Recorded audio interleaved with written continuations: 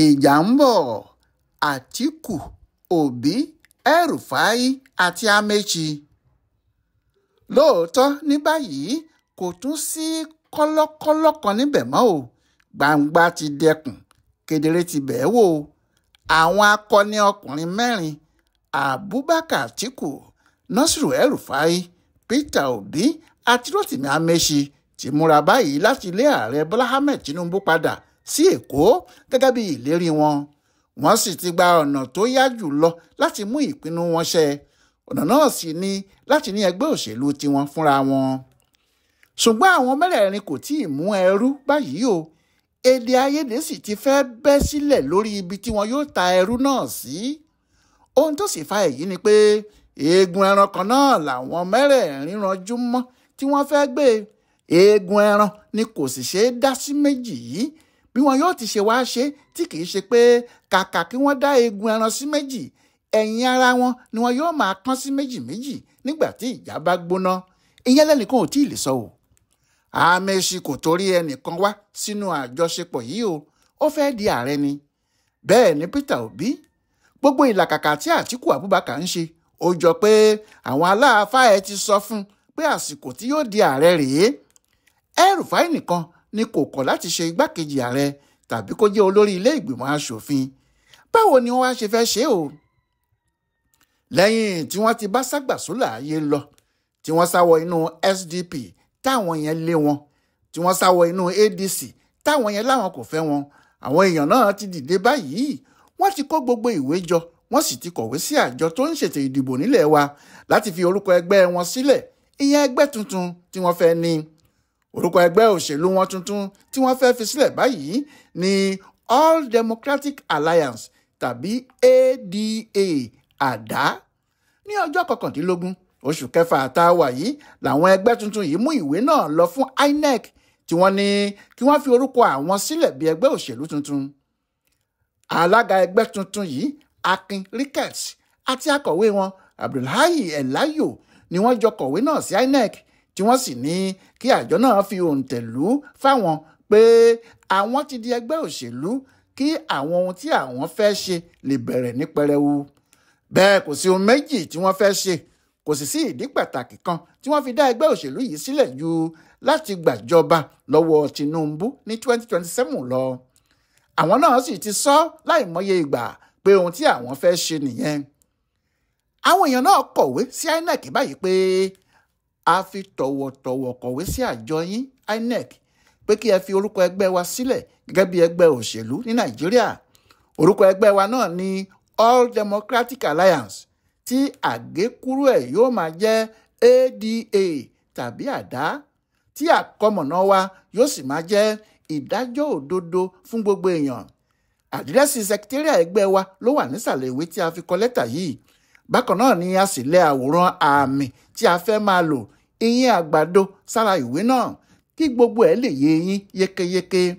Bákan náà ni a gbé ìwé òfin ẹgbẹ́ wa síwájú yín àti àsíá tí ẹgbẹ́ wa yóò máa lò láti fi ṣe gbogbo nǹkan. Gbogbo àwọn nǹkan wọ̀nyí ni a so mọ́ fọ́ọ̀mù ẹgbẹ́ wa. A sì lérò pé ẹ ó tètè bá wa yẹ ìwé náà wò káwa náà lè máa bá iṣẹ́ dáadáa tó wù wá láti ṣe fún ìlú lọ. Ẹ ṣeun, a dúpẹ́ o. Bẹ́ẹ̀ ni ìwé tí ẹgbẹ́ yìí kọ sí INEC ti rí. Àwọn tí wọ́n sì wà nídìí ìwé náà ni Àtíkù, Peter Obi, El-Rufai àti Rotimi Amaechi.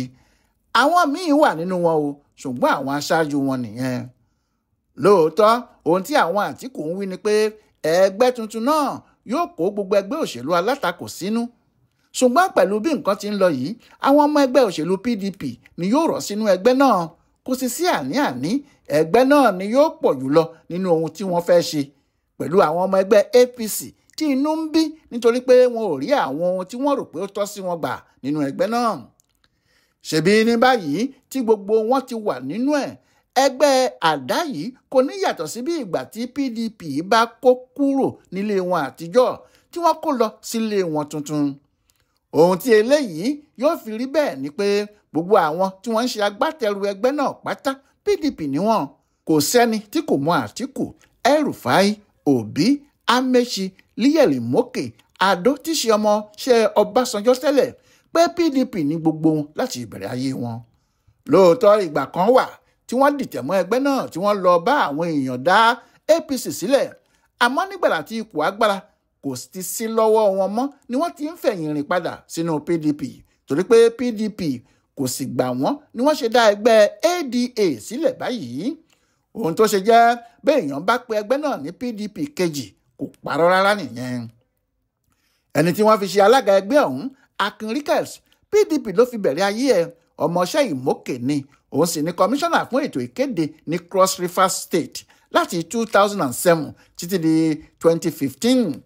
ìgbà tó kúrò nínú ìjọba ló sátọ APC lọ tó sì ní òun yóò du ipò sẹ́nẹ́tọ̀ níbẹ̀ àmọ́ ó dupò náà kò wọlé ní Buhari bá fi ṣe alága iléeṣẹ́ ibùdókọ̀ ojú omi ilẹ̀ wa Nigerian Ports Authority àmọ́ àwọn tí wọ́n ti ń ṣe APC lágbègbè wọn kó tó dé tẹ́lẹ̀ yarí gidi gan ni pé báwo lẹni tó sáré wọ inú APC láì tí ì pé ọdún kan yóò ṣe máa gba ipò ńlá bẹ́ẹ̀ nígbà tí àwọn tí wọ́n ti fi gbogbo ayé wọn jà fún ẹgbẹ́ náà wà nílẹ̀ tí kinní kan kò tó wọn lẹ́nu ni wọ́n bá fìbínú kọ̀wé sí Buhari kò sì dúró mọ́ ló bá yọ Ricketts yìí dànù kò sì lo ọdún kan nípò náà rárá nítorí ọjọ́ 10 oṣù kẹta 2020 ni wọ́n yàn án ọdún 4 ló sì yẹ kó lò àmọ́ nígbà tó di ọjọ́ 21 oṣù kínní January 21 ní 2021 Buhari yọ ọkùnrin náà dànù kò sì lo ọdún kan nípò tó ti yẹ kó lo ọdún 4.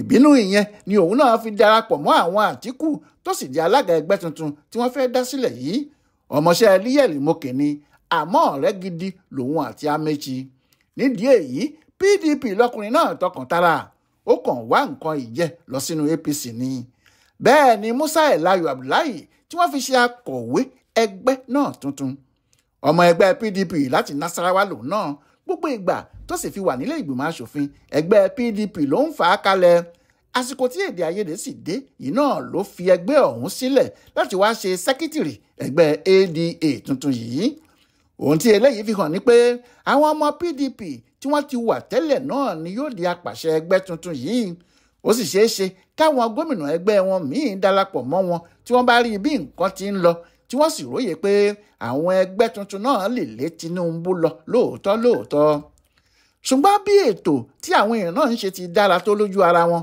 bí wọ́n ti ń ṣètò náà lọ bẹ́ẹ̀ ni èéfín ìjà ń rú tú kó sí lè pẹ́ kó lè jìnnà tí èdè àìyedè yóò bẹ́ sílẹ̀ bí wọn yóò ti wá yanjú ẹ̀ láàrin ara wọn lèèyàn kò mọ̀ o nítorí tí wọn ò bá rí àìgbọ́ra ẹni yé náà yanjú kó má jẹ́ ohun tí yóò fọ ẹgbẹ́ tuntun náà nìyẹn ohun tó dájú ni pé àwọn mẹ́ta kan kò sí nínú ẹgbẹ́ náà nítorí ohun méjì ju láti di ààrẹ lọ àwọn mẹ́ta náà sì ni Àtíkù Abubakar Peter Obi àti Rotimi Amechi ohun tó ń dá ìjà Àtíkù àti àwọn ẹgbẹ́ òṣèlú rẹ̀ sílẹ̀ láti ọjọ́ yìí wá náà ní ipò ààrẹ yìí Àtíkù gbà pé kò sí ohun tí òun lè lé láyé òun tí kò ní tó òun lọ́wọ́ àti pé àsọtẹ́lẹ̀ ti wà pé òun yóò di ààrẹ Nàìjíríà dandan bí òun bá ti lè múra sí i ohun tí ọkùnrin náà kò ṣe gbà láti juwọ́ sílẹ̀ fẹ́nìkan nìyẹn bó ti ń lé kinní náà bẹ́ẹ̀ ló ń rò nínú ara ẹ̀ pé bóyá àsìkò yìí ni kinní náà fẹ́ bọ́ sí bóyá àsìkò yìí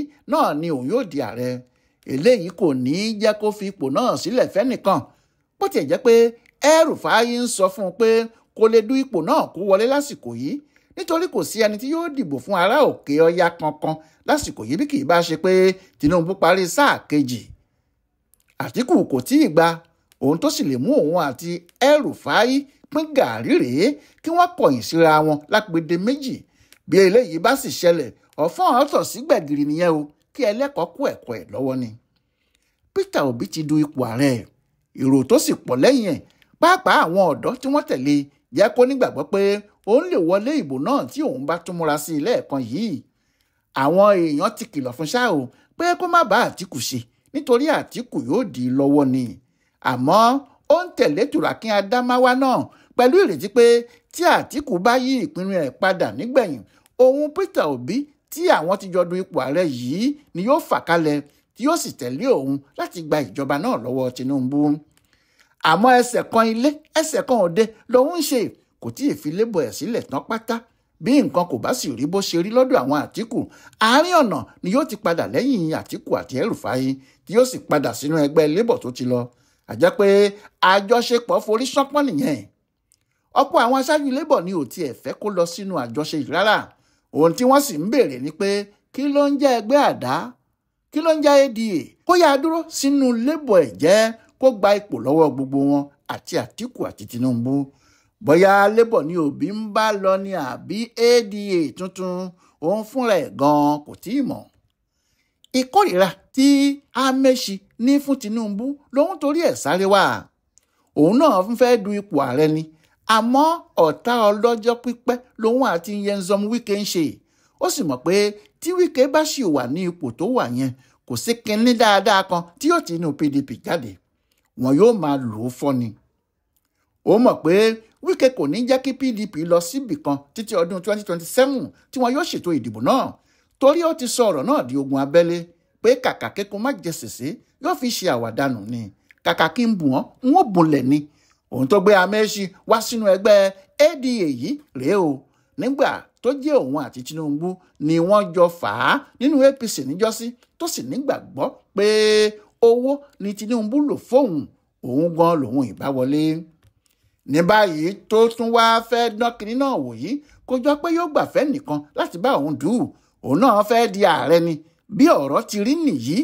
Àmọ́ bí wọ́n bá ní wọ́n ṣètò ìdìbò abẹ́lé irú èyí tí wọ́n ṣe fún APC ní 2014 tí wọ́n fi mú ẹni tí yóò du ipò ààrẹ ẹgbẹ́ wọn, kinní náà yóò túbọ̀ lu ẹgbẹ́ tuntun náà fọ́ sí ni. El-Rufai nìkan ni kò kíá o. Bó bá jẹ́ Amaechi ló wọlé, bó sì jẹ́ Peter Obi, ohun tí òun fẹ́ ni kí òun jẹ́ igbákejì ààrẹ, pé ẹni yòówù tó bá wọlé nígbà tó ti jẹ́ láti South nísàlẹ̀ odò Ọya níbí ló ti wá, bó bá ti ṣèjọba ẹ̀ tán lòun yóò gbà á gẹ́gẹ́ bí ará òkè Ọya. Ohun tí kò sì ṣe jẹ́ kí òun máa jàǹpátá nìyẹn. Ṣùgbọ́n àwọn èèyàn Obi àti ti Amaechi kò fẹ́ràn ìwà yìí. Wọ́n ní bó bá fẹ́ jẹ́ Ọ̀ṣáká kó jẹ́ Ọ̀ṣáká, bí yóò sì jẹ́ Òṣoko kó jẹ́ Òṣoko. Èwo ni Ọ̀ṣàkà ń ṣoko?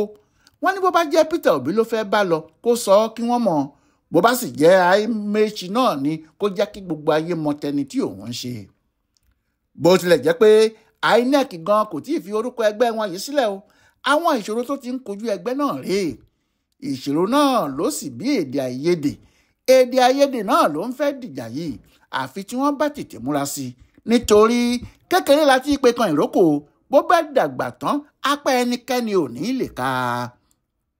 Ọláìwọlá alága ló yẹ àjọṣepọ̀ ìwé tuntun tí ẹgbẹ́ ADA kọ sí INEC yìí wò fún ibùdó àgbáyé fún àṣà àtìṣe Yorùbá World Center nínú ọgbà Yunifásítì Ìbàdàn.